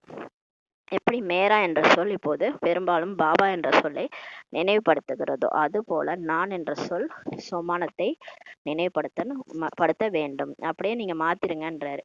இப்ப நான் எனதுன்னா எனது பாபா அப்படின்றது ஞாபகம் வந்துச்சு. மேரானாலே மேரா பாபா ஞாபகம் வருது இல்ல, அதே மாதிரி நான் வந்தாலே அந்த சொமானம் ஞாபகம் வந்துடணும். நான் யார் தெரியுமா அப்படின்னா நான்னா அந்த சொமானம் ஞாபகம் வந்துடணும். ஏனென்றால் இப்போதைய சமயம் இயற்கை மூலம் தனது சவாலை விட்டு கொண்டிருக்குது. இப்போ டைம் மாறிக்கிட்டே இருக்குது. இப்போ இயற்கையை நம்மளே பார்த்து நகரோம். எங்க பார்த்தாலும் இயற்கை பேரழிவுகள் தான் நடக்குது. சவால் விட்டுட்டு இருக்குது இயற்கைன்றாரு. சீக்கிரம் முடிச்சிடும் போலகுது. இப்ப டைமும் கிட்டக வந்துட்டு இருக்குதுன்றாரு. சமயத்தின் சமீபத்தை சாதாரண விஷயம் என்று நினைக்காதீங்கன்றாரு. இப்ப டைம் கிட்டக வந்துருச்சு, இதெல்லாம் சாதாரணம், அப்ப ஒன்றும் ஆகாது அப்படிலாம் நினைக்காதீங்க, திடீரென்று நடக்கும்ன்றாரு. அச்சானக் மற்றும் எவரடி என்ற சொற்களை தனது கர்மயோகி வாழ்க்கையில் ஒவ்வொரு நேரமும் நினைவில் ஸ்மிருதியில் வையுங்க. அதாவது நம்ம கர்மயோகியா இருந்து செய்யறோம், எல்லாமே கர்மா செய்யும் போது பாபா நினைவுல இருந்து செய்யறோம். அப்படி செஞ்சோன்னா தப்பிச்சிருவோம். ஏன்னா திடீர்னு என்ன நடந்தாலும் பாபா நினைவுல சரீரத்தை விட்டுருவோம். அதனால அச்சானக் எவர் ரெடியா இருங்கன்றாரு. தனது சாந்தியின் சக்தியை தனக்காகவும் பலவித ரூபங்களில் இப்ப பிரயோகம் செய்யுங்கன்றாரு. இப்ப அமைதி சக்தியை நமக்கும் பயன்படுத்தணும், நம்ம வாழ்க்கையிலும் பயன்படுத்தணும், அப்புறம் மற்றவங்களுக்காகவும் பயன்படுத்த சொல்றாரு. எப்படி விஞ்ஞானம் தனது புது புது பிரயோகங்களை செய்து கொண்டேதான் இருக்குது இல்லையா? எவ்வளவு தனக்காக பிரயோகம் செய்வதற்கு பயிற்சி செய்து கொண்டே இருக்கிறீங்களோ இப்போ உங்க வாழ்க்கையில உங்களுக்காக அந்த அமைதி சக்தியை பிரயோகம் பண்றீங்க. அது மாதிரியே எல்லாருக்காகவும் பண்ணுங்க. அவ்வளவு மற்றவர்களுக்காகவும் அமைதியின் சக்தியை பிரயோகமாகி கொண்டே இருக்கட்டும்ன்றாரு. எது செஞ்சாலும் யாம் பெற்ற இன்பம் பெருக வையகம்ட்டு சொல்லுவாங்கல்ல, அந்த மாதிரி இப்போ பாபாவுக்காக நீங்கள் யோகா பண்ணுறீங்க, உங்கள் சுயநலத்துக்காக பண்ணுறீங்க. நான் அமைதியாக இருக்கணும், எனக்கு ஒரே டென்ஷனாக இருக்குது, அதனால நான் மெடிடேஷன் பண்ணுறேன் அப்படின்னு பண்ணுறத அப்படியே உலக மாற்ற காரியத்துக்காக உலகத்துக்கே செய்ய ஆரம்பிச்சிருங்க. நீங்கள் இருக்கிற இடமே சாந்தியாக மாறணும், அமைதியின் அதிர்வலைகள் பரவணும். அது அப்படியே பூமி பந்தில் போய் பரப்புனீங்கன்னா உலகமே அமைதியாக மாறிடும் இல்லையா? அந்த மாதிரி எது செஞ்சாலும் விஸ்வ கல்யாணக்காரி ரூபத்தில் செய்யுங்கன்றாரு. இப்போது விசேஷமாக தன்னுடைய சக்திகளின் சகாஷை நாலாபுறமும் பரவச் செய்யுங்கள். இப்போ நீங்கள் பாபாட்ட வந்து சக்தி வாங்கி அதை நாலாபுறமும் பரப்புங்க. உங்கள் இயற்கை சூரியனின் சக்தி, சூரியனின் கிரணங்கள் தங்கள் காரியங்களை எத்தனை ரூபங்கள் செய்து கொண்டிருக்கின்றன. இப்போ சூரியன் பாருங்க, சூரியன் வந்ததும் வெளிச்சம் வந்துடுது இல்லையா? அது சுற்றி இருக்கிற அந்த குப்பைகளெல்லாம் எரிச்சிடும். அதாவது உலகத்தையே பார்த்தீங்கன்னா பிரகாசமாக வச்சுருக்குது இல்லையா? அதனால் மழை பெய்யவும் செய்கிறது, தண்ணீர் காய்ந்து வற்றி போகவும் செய்கிறது. சூரியனால் மழையும் பெய்யுது, ஆனால் அந்த எங்கெங்கெல்லாம் தண்ணி இருக்குதோ அதையும் வற்றி போக செய்யுது. பகலிலிருந்து இரவா மாறுது, இரவிலிருந்து பகலாகி காட்டவும் செய்கிறது.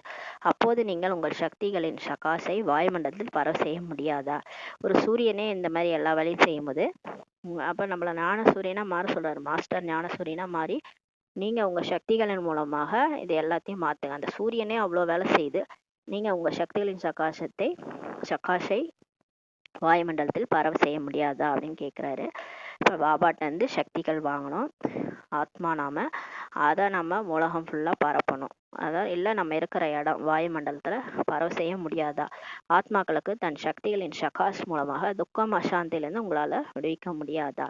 இப்போ நீங்கள் வெளியே வந்தீங்க இல்லையா, உங்கள் துக்கத்துலேருந்து வெளியே வந்தீங்க இல்லையா, அது மாதிரி உங்கள் மூலமாக உங்கள் சுற்றி இருக்கிறவங்களுடைய இந்த துக்க அசாந்தியை அவங்க அதுலேருந்து விடுவிக்க முடியாதான்னு கேட்குறாரு.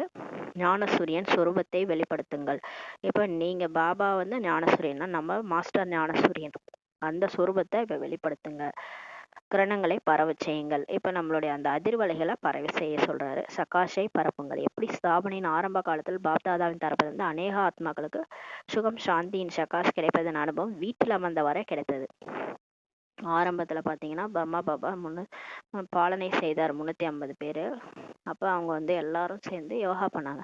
அப்போ யோகா பண்ணும்போது நிறைய பேருக்கு அங்கே சுற்றி இருந்தவங்களுக்கு எல்லாருக்குமே சுகம் சாந்தியின் அனுபவம் அடைஞ்சாங்க. நிறைய பேருக்கு அவங்க வீட்டில இருந்தே அவங்களுக்கு காட்சி கிடைச்சது, அந்த சுகத்தினுடைய அமைதியினுடைய அனுபவம் கிடைச்சதுன்றாரு. போக வேண்டும் என்ற சங்கல்பம் வந்தது. அது போல உடனே எல்லாரும் ஓடி வந்தாங்க, அந்த இடத்துக்கு, பாபா இருக்கிற இடத்துக்கு ஓடி வந்தாங்க. காட்சி கிடைக்குது, அமைதி அனுபவம் செய்கிறாங்க. இப்போ இங்கே ஏதோ ஒன்று நடக்குது, அந்த இடத்துக்கு நம்ம போகணுன்ட்டு மதுபனை நோக்கி எல்லாரும் வந்தாங்க. அது போல இப்போது மாஸ்டர் ஞானசூரியன் குழந்தைகளாகிய உங்கள் மூலமாக சுகம் சாந்தியின் அலைகளை பரப்புவதற்கான அனுபவம் இப்போ இருக்கணும்.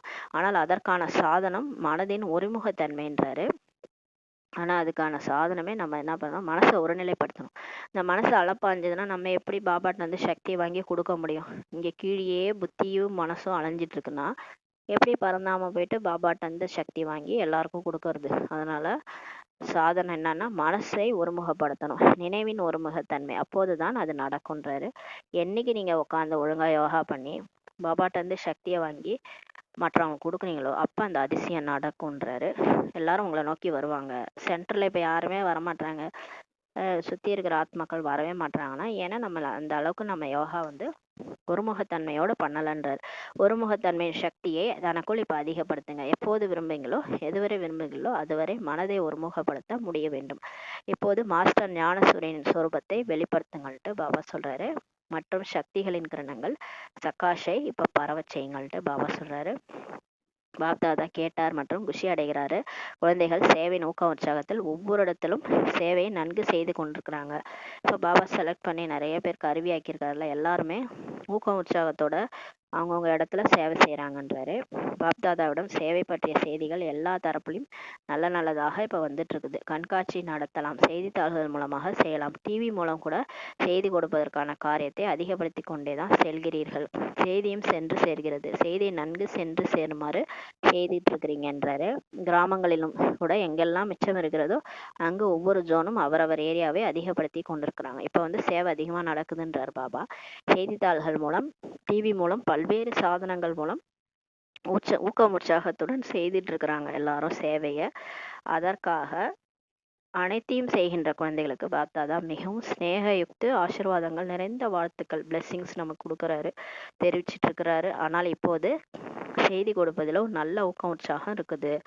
இப்போ எல்லாருக்கும் என்ன அந்த சேவை பண்றதுல ரொம்ப ஊக்க உற்சாகம் இருக்குது. மேலும் நாலாபுரமும் பிரம்மகுமாரிஸ் என்பது என்ன, மிக நல்ல சக்திசாலி காரியம் செய்து கொண்டிருக்கிறாங்க என்று இந்த சப்தமும் நன்றாக பரவிட்டு இருக்கு. இப்போ எல்லாருக்கும் என்னன்னா இந்த பிரம்மகுமாரிஸ் ஏதோ நல்ல செய்யறாங்க, நல்ல சக்திசாலியா ஏதோ ஒரு காரியம் செய்யறாங்க அப்படின்ற சவுண்டு பரவிட்டு இருக்குது மற்றும் அதிகரித்து கொண்டே இருக்குது. ஆனால் ஆனால் பாபா சொல்றாரு, பட் ஆனால் சொல்வார்ல அந்த மாதிரி ஆனால் சொல்றாரு. என்ன சொல்றாரு? ஆனால் ஆனால் என்னவென்று சொல்லவா, ஆனால் சொல்லவா அப்படின்னு கேட்கிறாரு. ஆனால் பிரம்மகுமாரிகளின் பாபா எவ்வளவு நல்லவர் என்ற அந்த சப்தம் இப்போது அதிகரிக்க வேண்டும். இந்த பிரம்மகுமாரிஸ் காரியம் செய்யறாங்க, ஆனா அவங்கள செய்ய வைக்கிறவர் யாரு? அந்த நல்லவர் யாரு? அவர் எவ்வளோ நல்லவர், அவர் இறைவனே வந்து நம்மளை இதெல்லாம் செய்ய வைக்கிறாரு அப்படின்ற அந்த சவுண்டை இப்போது அதிகரிக்கணும். பிரம்மா குமாரிகள் நல்ல காரியம் செய்துட்டு இருக்காங்க, ஆனால் அவங்களை செய்விப்பவர் யார் என்ற இந்த பிரத்யட்சத்தா இப்போது வர வேண்டும்ன்றாரு. தந்தையே வந்திருக்கிறார், இந்த செய்தி மனம் வரை சென்று சேர வேண்டும். இதற்கான திட்டத்தை இப்போ உருவாக்குங்க, இப்போ இந்த பிளான் போடுங்கன்றாரு. பாப்தாதாவிடம் குழந்தைகள் கேள்வி கேட்டாங்க. வாரிசு அல்லது மைக் என்று யாரை சொல்வது? இப்போ கேட்குறாங்க நிறைய பேர், பாபா வாரிசுன்னு சொல்றீங்களா, அவங்க யாரு? மைக்குன்றாங்களே அவங்களாம் யாரு, அவங்க எப்படி இருப்பாங்க அப்படின்னு கேட்குறாங்க. மைக்குகள் வெளிப்பட்டும் இருக்கிறார்கள், ஆனால் பாப்தாதா இப்போதைய சமயத்தின் அனுசாரம் மைக் அந்த மாதிரி இருக்க வேண்டும் என விரும்புகிறார், அல்லது அவசியம் அவருடைய சப்தத்தில் மகான் தன்மை இருக்க வேண்டும். மைக்குன்னு அதாவது மைக் நிறைய பேர் வந்திருக்கிறாங்க, அதாவது நிறைய பேர் இங்கே வந்து எல்லாத்தையும் பிரம்மகுமாரிகளுடைய 7 நாள் கோர்ஸ் எல்லாம் கேட்டுட்டு நல்லா இருக்குன்னு சொல்லிட்டு அதை வெளியிலயும் போயிட்டு சொல்றாங்க. இப்போ நிறைய பேர் நம்ம அந்த செலிபிரிட்டிஸ் எல்லாரும் வந்திருக்காங்களே, அவங்க எல்லாரும் மைக்கு தான். அவங்க வந்து ஆனா பாபா சொல்றாரு மைக்கு எந்த மாதிரி இருக்கணும் அப்படின்னா, அவங்க வந்து அவங்க பேசுறதுல ஒரு மகான் தன்மை இருக்கணும், அந்த மாதிரி இருக்கணும். சாதாரணமாக பாபா என்ற சொல்லை சொன்னாலும் கூட நன்றாக செய்கிறார்கள், இதுவரை கூட கொண்டு வந்திருக்கிறீர்கள் எனும்போது பாப்தாதா வாழ்த்து சொல்றாரு. ஆனால் இப்போது அந்த மாதிரி ஒரு மைக் வேண்டும். இப்ப பாபா ஒரு எதிர்பார்க்குற மைக் எப்படி இருக்கணும்னா, அவர் பேசினா மக்கள் மத்தியில செல்வாக்கு புகழ் இருக்கணும். அவர் பேசினாலே மக்களுக்கு அவரை பிடிக்கணும், அந்த புகழ் அவர்கிட்ட இருக்கணும். அவர் பேசுறத மக்கள் வந்து கேட்கணும், அந்த மாதிரி புகழ் பெற்றவராக இருக்கணும்ன்றாரு. அவர் தான் மைக்கா இருக்கணும். அப்போ ஒரு யார் பிரபலமான ஆளோ அவங்க சொன்னா மக்கள் கேட்பாங்க அப்படின்னா, அந்த மாதிரி ஒருத்தவங்களை பிடிச்சி ஞானத்தை புரிய வச்சு அவங்கள வந்து பேச வைக்கணும். அவங்க பேசுனா மக்கள் கேட்பாங்க, அப்ப ரொம்ப ஃபாஸ்டா சேவை நடக்கும். இப்ப நம்ம சொல்றதை விட அவங்க சொன்னாங்கன்னா மக்கள் கேட்டுக்குவாங்க. புகழ் என்பதன் அர்த்தம் இதுவன்று சிரேஷ்ட பதவியில் இருப்பவராக இருக்க வேண்டும் என்பதில்லை. பாபா சொல்றாரு, புகழ் பெற்றவரா இருக்கணும்னா இந்த மாதிரி அவர் பெரிய பதவியில இருக்கணும்னு அவசியம் கிடையாதுன்றாரு. ஆனால் அவரது சப்தத்தை கேட்பவர் புரிந்து கொள்ள வேண்டும். ஆனால் அவங்க பேசுனா எல்லாரும் புரிஞ்சுக்கணும், அந்த மாதிரி பேசுனவங்களா இருக்கணும். இதை சொல்பவரின் சப்தத்திற்கு மதிப்பு உள்ளதுன்றாரு. இப்ப இது யார் பேசுறாங்களோ அவங்களுக்கு மதிப்பு இருக்குது. இதை அனுபவத்தில் சொல்கிறார்கள் என்றால் அதற்கு மதிப்பு இருக்கும். அவங்க அனுபவப்பட்டு சொல்றாங்கன்னா அப்ப அதுக்கு மதிப்பு இருக்கும். அந்த மாதிரி மைக்குகளோ அநேகர் இருக்கிறாங்க, ஆனால் ஒவ்வொருடைய பேச்சிலும் உள்ள சக்தியில் ஒவ்வொரு மாதிரியான வித்தியாசம் இருக்குன்றாரு. இப்ப நிறைய பேர் பேச்சாளரா இருக்கிறாங்கல்ல, சிலரை நிறைய மக்களுக்கு பிடிக்கும், இவங்க பேசினா எனக்கு பிடிக்கும் அப்படின்னு சொல்லுவாங்க. அவங்களுடைய பேச்சாளர் திறமை அப்படி இருக்கும். அந்த மாதிரி இருக்கிறவங்கள மைக்கா செலக்ட் பண்ணி அவங்களுக்கு ஞானத்தை புரிய வச்சு அவங்க மூலமா நம்ம பாபாவை அவங்க அனுபவம் பண்ணி பாபாவினுடைய அனுபவத்தை அவங்க சொல்லும் போது அவங்க பேச்சுல ஒரு சக்தி இருக்கும். அப்போ வந்து அவங்க மக்கள் வந்து அவங்க பேசுறத கேட்பாங்க. அதுக்காக சொல்றாரு. அது போல அப்படிப்பட்ட மைக்கை இப்ப தேடுங்கன்றாரு. அப்பேற்பட்டவங்க யாருன்னு தேடி அவர்களின் சொல்லில் சக்தி இருக்க வேண்டும். அப்போ மைக்குன்னு ஒருத்தவங்க அந்த மாதிரி ஒருத்தவங்க இருக்கணும், அவங்க பேசுறதுல பவர் இருக்கணும். அந்த மாதிரி பவர் இருக்கிறவங்கள தேடுங்க.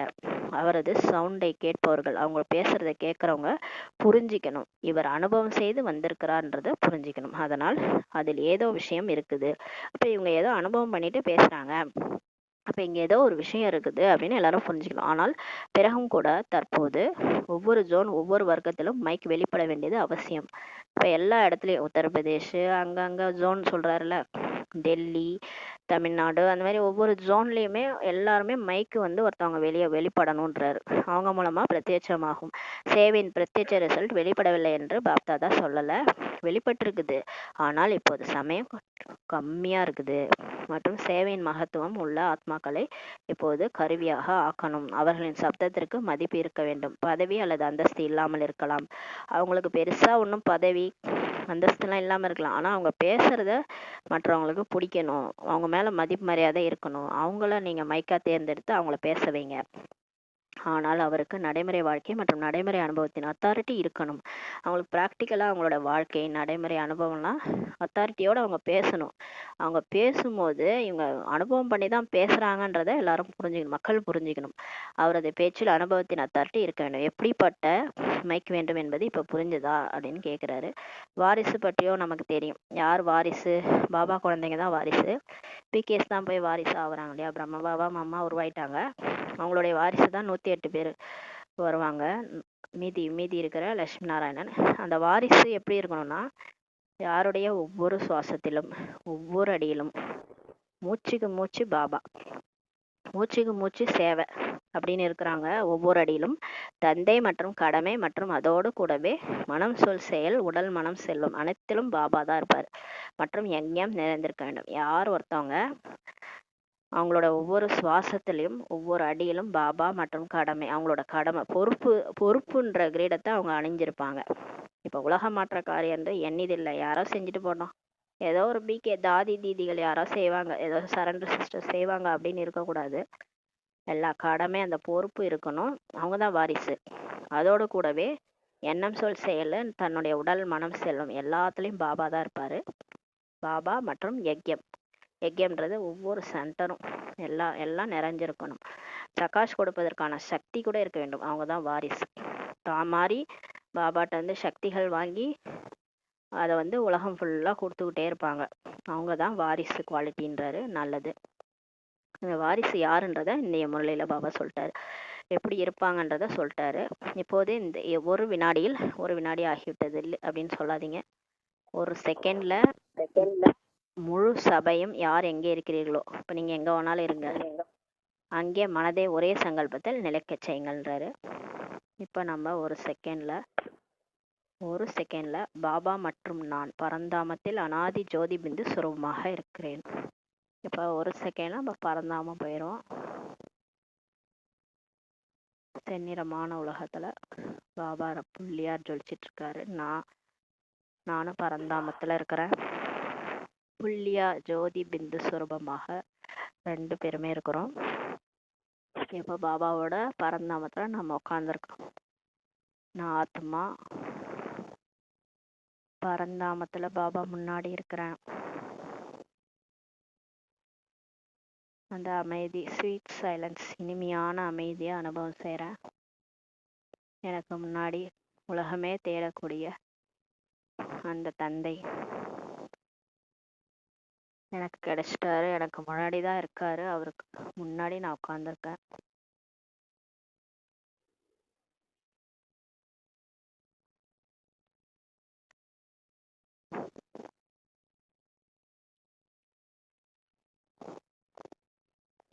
அனுபவம் செய்யலாம்.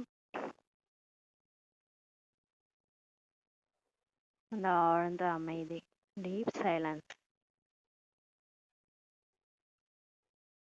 பாபாவோட நான், எனக்கு எல்லாமே கிடைச்சிச்சு.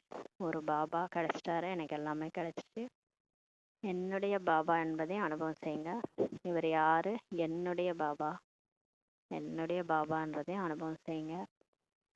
நான் எவ்வளவு சிரேஷ்டமான ஆத்மா, இறைவனுடைய நேரடி குழந்தைன்றதை அனுபவம் செய்யுங்க.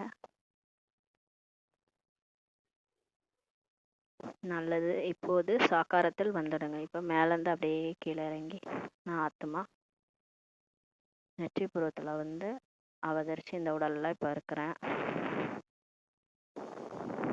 இப்போ நான் கீழே வந்துட்டேன். இப்போது நிகழ்காலத்தின் கணக்குப்படி மனசு புத்தியை ஒருமுகப்படுத்துறதுக்கான அபியாசம். என்ன காரியம் இப்போ செய்துட்டு இருக்கிறீங்களோ அந்த காரியத்திலேயே ஒருமுகப்படுத்துங்க. இப்போ மனசு புத்தி நம்ம எதில் பயன்படுத்துகிறோமோ அதில் ஒழுங்காக பயன்படுத்துங்கன்றார். கட்டுப்படுத்தும் சக்தியை மிகவும் அதிகமாக்குங்கள். அவருடைய மனசு புத்தியை கண்ட்ரோல் பண்ணுங்கன்றாரு. ஏன்னா அது கண்ட்ரோல் ஆனாலே டோட்டலாக நம்ம உடம்பும் நம்ம கண்ட்ரோலுக்கு வந்துடும். கண்ட்ரோலிங் பவர் வந்துருச்சுனாலே எல்லாமே மாறிடும். அதனால சொல்றாரு, இப்போ கட்டுப்படுத்தும் சக்தியை மிக அதிகமாக்குங்கள். மனசு புத்தி சம்ஸ்காரம் மூன்றின் மீதும் இப்போ கண்ட்ரோலிங் பவர் நமக்கு வேணும்.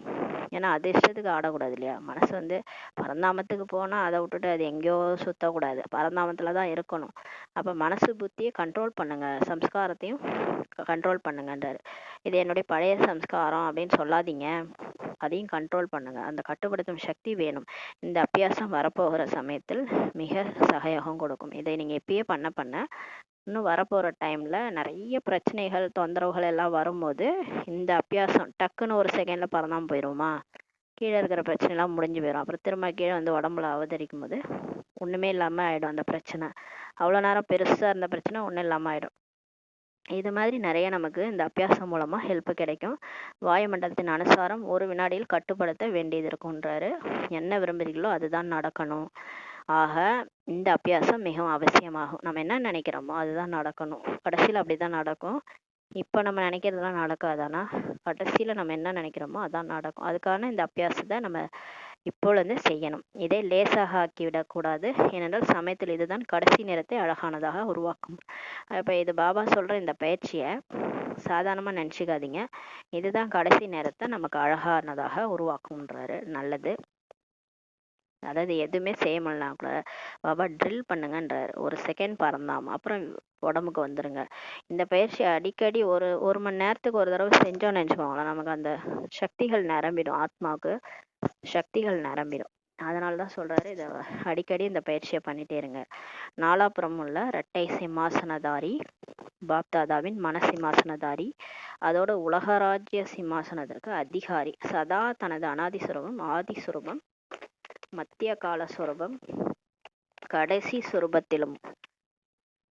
சுரூபத்தில் விரும்புகிற போது நிலைத்திருக்கக்கூடிய சதா சர்வ கஜானாக்களையும் சுயம் காரியத்தில் ஈடுபடுத்தக்கூடிய மற்றும் மற்றவர்களையும் கஜானாக்களால் நிரம்பியவர்களாக ஆக்கக்கூடிய அனைத்து ஆத்மாக்களுக்கும் தந்தை மூலமாக முக்தி நாஸ்தி கிடைக்க செய்கிற அத்தகைய பரமாத்மா அன்பிற்கு பாத்திரமான ஆத்மாக்களுக்கு பாப்தாதாவின் அன்பு நினைவுகள், மனப்பூர்வ ஆசீர்வாதங்கள் மற்றும் நமஸ்தே சொல்றாரு. நாமும் ஆன்மீக குழந்தைகள், ஆன்மீக தாய் தந்தைக்கு நமஸ்தே சொல்றோம். வரதானம்: துணைவர் மற்றும் சாட்சி நிலையின் அனுபவத்தின் மூலம் சதா வெற்றி மூர்த்தி ஆகுக. எந்த குழந்தைகள் சதா பாபாவோட கூடவே இருக்கிறாங்களோ அவங்க தாமாகவே சாட்சி ஆயிடுறாங்க. இப்போ நம்ம இப்போ வாழும்போது நம்ம கூடவே பாபா இருக்கிறார். சாக்காரத்தில் அப்படி நினச்சிக்கலாம். அப்படி இல்லைன்னா நம்ம அப்படியே இங்கேருந்து மேலே பறந்து பரிசாவாக போய் மேலே தூட்சும் லோகத்தில் பிரம்மா பாபா கூட இருந்துக்கலாம். அங்கே பிரம்மா பாபா கூட அவ்யக்த பாப்தாதா சிவபாபாவும் இருக்கிறாரு, அங்கே இருந்துக்கலாம். அப்படி இருக்கும்போது நம்ம எல்லாத்தையும் சாட்சியாக பார்க்க ஆரம்பிச்சிருவோன்றாரு. பாபா கூடயே இருந்தோம்னா அவர் எப்படி சாட்சியாக பார்க்குறாருல்ல, எல்லாத்தையும் எதுலேயும் தலையிட மாட்டார். இப்போ இங்கே கீழே நம்ம கத்தின்னு இருப்போம், திட்டின்னு இருப்போம். பாபா ஏன் கத்துறான்னு கேட்பாரா? கேட்க மாட்டாரு. அவர் அப்படியே சாட்சியா இருந்து பார்ப்பாரு.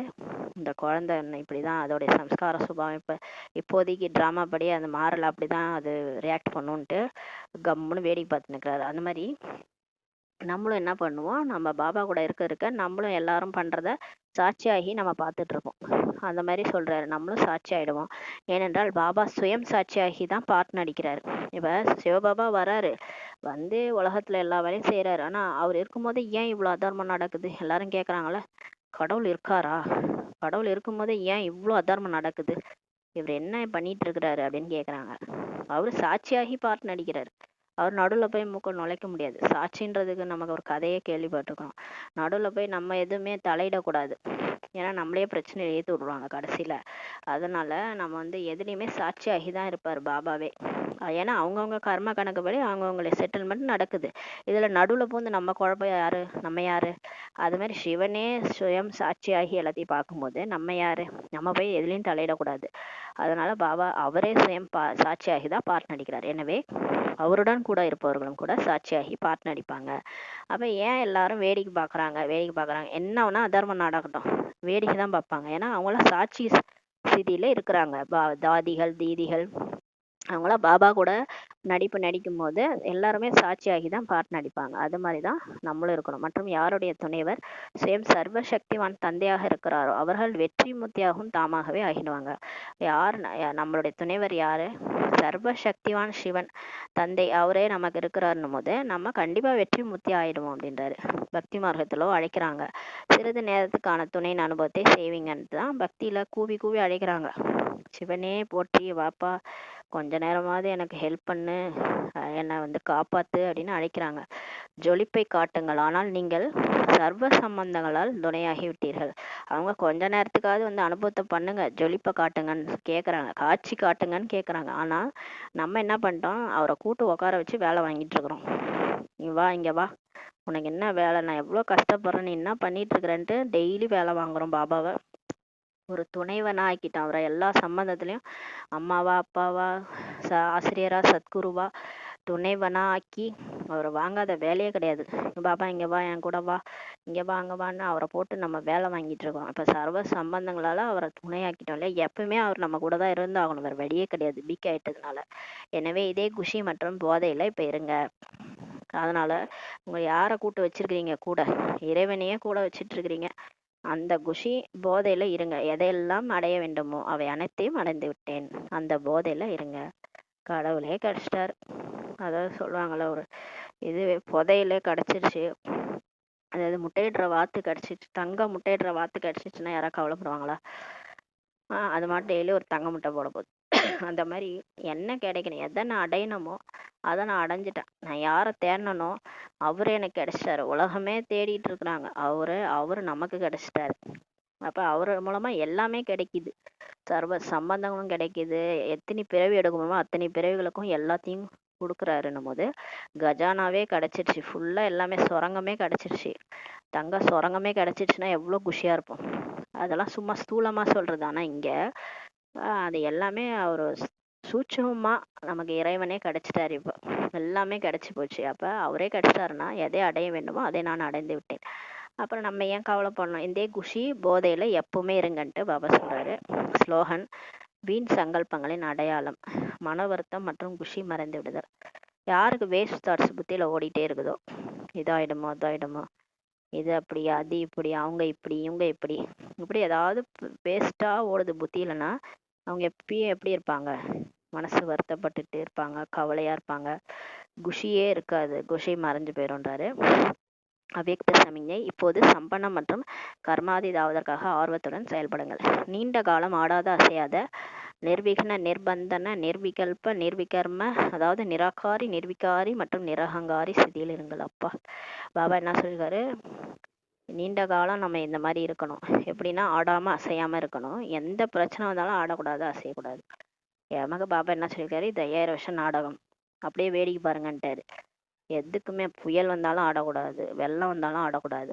இது எனக்கு தெரியும், ஏற்கனவே நடந்துதான், அதான் நடந்துட்டு இருக்குது, ஒன்றும் பண்ண முடியாது, எல்லாத்தையும் நம்ம கடந்துதான் போகணும் அப்படின்னு ஆடாம அசையாம ஆத்மா நீங்க சக்திசாலியா இருங்க. நிர்விக்ன, தடையே வராது. தடையற்றவர்கள் முன்னாடி எப்படி தடை வரும்? விக்ன விநாசக ஆத்மா முன்னாடி தடையே வராது. நிர்விக்னமாக இருங்க. எல்லாருடைய உலகத்துல இருக்கிற தடைகளே அழிப்பவர் நம்ம முன்னாடி எப்படி தடைகள் வரும்? நிர்பந்தன் ஆத்மா, எதுலையும் சிக்கக்கூடாது. நிர்விகல்பம், வீண் எண்ணங்களே இல்லாத ஆத்மா. நிர்விகர்மம், அதாவது பாவங்களை செய்யாத ஆத்மா. அதாவது நிராகாரி, நிராகாரினா பரந்தாமத்துல புள்ளியா இருக்கும் போது. நிர்விகாரின்னா 5 விகாரமும் இல்லாத நிலை. மற்றும் நிரகங்காரி, நிரகங்காரினா அகங்காரம் இல்லாத நிலை. பாப் சமான் ஸ்திதி, நான்ன்ற வார்த்தையே தெரியாது, அந்த மாதிரி ஸ்திதியில இருங்க. உடல் உணர்வே இல்லாத நிலை, இதுல இருங்க. அப்போது கர்மாதீத் ஆக முடியும். அப்பா இதெல்லாம் வந்தாதான் நம்மளால கர்மா கணக்கை வென்ற நிலையை ஆக முடியும். சேவையின் விஸ்தாரத்தை நீங்கள் எவ்வளவுதான் அதிகப்படுத்தினாலும் விஸ்தாரத்தில் சென்ற போதும் சாரத்தின் ஸ்திதியினுடைய அனுபவம் குறையக்கூடாது. இப்ப நம்ம சேவை அதிகரிச்சுட்டே போகும். நிறைய பேருக்கு நம்ம ஞானம் சொல்ல வேண்டியது வரும், நிறைய ஊரா போக வேண்டியது இருக்கும். இன்னும் பெரிய லெவல்ல சேவை நடக்கும். பிரம்மகுமாரிகளுடைய சேவை பெருசா போக போக கூட நீங்க உங்களுடைய சாரத்தின் ஸ்திதி, அதாவது நம்ம யாரு? நம்ம ஆத்மா. நம்மளுடைய அப்பா யாரு? பரம்பிதா பரமாத்மா. புள்ளி என்ற சாரம், அதன் 3 புள்ளி டிராமா, ஆத்மா, பரமாத்மா, டிராமா, இதுதான் சாரம். இந்த சாரத்தினுடைய சிதியினுடைய அனுபவம் நமக்கு குறையவே கூடாது. எவ்வளோ பெருசா போனாலும் பாபாவை மறக்கக்கூடாது. பாபா மறக்கக்கூடாது, நான் ஆத்மான்றதையும் மறக்கக்கூடாது, டிராமான்றதையும் மறக்கக்கூடாது. விஸ்தாரத்தில் சாரம் மறந்து போகக்கூடாது. பெரிய விஷயங்கள் பெருசா போக போக அந்த சாரத்தை மறந்துடாதீங்க. ஒண்ணுமே இல்லைன்றத அடிக்கடி ஞாபகம் வச்சுக்கணும். நம்ம எல்லாம் புள்ளி 3 ஃபுல் ஸ்டாப் ஞாபகம் வச்சுக்கணும். உண்ணுங்கள், அருந்துங்கள், சேவை செய்யுங்கள், ஆனால் விடுபட்ட நிலையை மறந்துடாதீங்க. எங்க போனாலும் சாப்பிடுங்க, குடிங்க, சேவை பண்ணுங்க. சேவை தான் நம்மளுடைய மூச்சு. சேவை பண்ணுங்க, ஆனா எல்லாத்தையும் விடுபட்ட நிலையில இருந்து செய்யுங்க. நான் ஆத்துமா அந்த அதாவது உலகத்துல நிலையில்லாத உடல்ல நான் இருக்கிறேன். எப்போ வேணாலும் இதெல்லாம் அழிஞ்சு போயிடும். இது மேல எனக்கு பற்று கிடையாது. அப்ப விடுபட்ட நிலையில இருந்து இது எல்லாத்தையும் செய்யுங்க அப்படின்ட்டு எது மேலேயும் பற்றோ இல்லை எது மேலேயும் பந்தனமோ வச்சுக்காம சேவை செய்யுங்கன்ட்டு பாபா சொல்றாரு. ஓம் சாந்தி. நன்றி பாபா, நன்றி ராமா, நன்றி பரிவாரம். ஓம் சாந்தி.